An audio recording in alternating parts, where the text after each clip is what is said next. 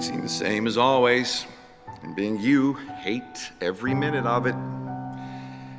Don't.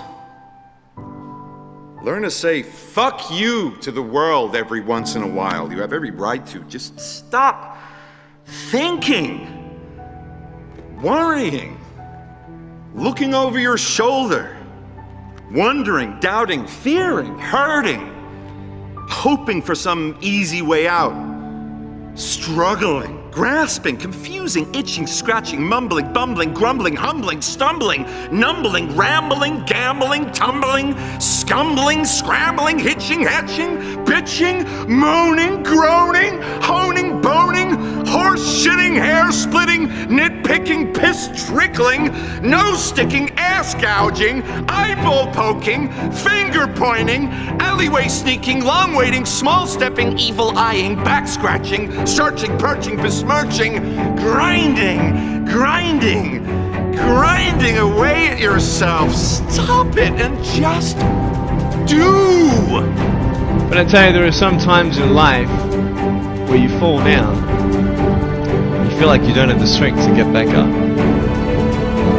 So sort of put a mask on your face when you come to school and pretend that everything's okay when it's not, and you go home and lay in your bed when no one's looking at you and you don't have to impress anybody or yourself. And fear comes in. You know the fear that you have as soon as you walk into the doors of your house. It's a broken home. Maybe you have doubt in your life. Maybe you don't know for sure what's going to be happening in the future and it scares you. Maybe you're worried about what people think of you, what people say about you. Just that fear paralyzes you. And I just want to ask you today, do you think you have hope? Because I tell you, I'm down here, face down, and I have no arms, no legs. It should be impossible for me to get back up. I mean, you go home and tie the legs and arms of your brothers and sisters and like push them down and see how long it's going to take them to get back up. You know what I mean? You know, you can tell them that you'll see them tomorrow. You know what I mean? But this is the thing. It should be impossible for me to get back up, but it's not. You see, I will try 100 times to get up, and if I fail 100 times, if I fail and I give up, do you think that I'm ever going to get up? No. But if I fail, I try again and again and again. For as long as I try, there's always that chance of getting up.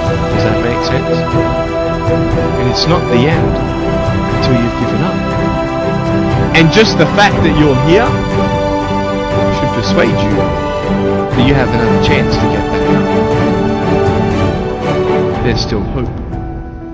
I'm not here today to tell you that I understand your pain. I don't know how it feels to be abused. I don't know how it feels to feel, quote, fat and you've got an eating disorder. I don't know how it feels to have a broken home. I don't know how it feels. But I know how it feels to have a broken heart. And I know how it feels to be alone.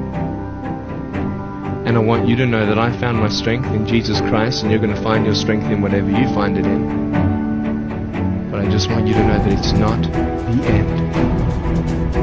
It matters how you're going to finish. Are you going to finish strong? You will find that strength to get back up like this.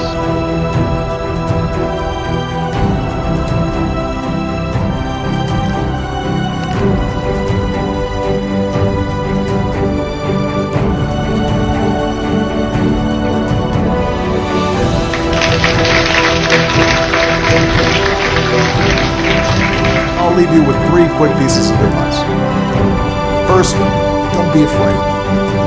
America's gone through tough times before. Slavery, Civil War, famine, disease, the Great Depression, and 9/11. And each time, we came out stronger. Usually because a new generation, young people like you, learned from past mistakes and figured out how to make things better. Second, do what you think is right.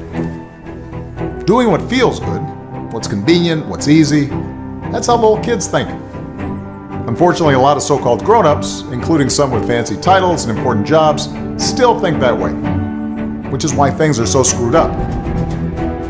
I hope that instead you decide to ground yourself in values that last, like honesty, hard work, responsibility, fairness, generosity, respect for others. You won't get it right every time. You'll make mistakes like we all do. But if you listen to the truth that's inside yourself, even when it's hard, even when it's inconvenient, people will notice. They'll gravitate towards you. And you'll be part of the solution instead of part of the problem. And finally, build a community.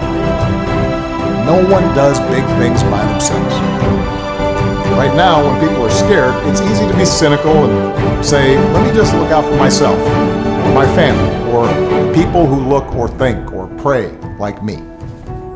But if we're going to get through these difficult times, if we're going to create a world where everybody has opportunity to find a job and afford college, if we're going to save the environment and defeat future pandemics, then we're going to have to do it together.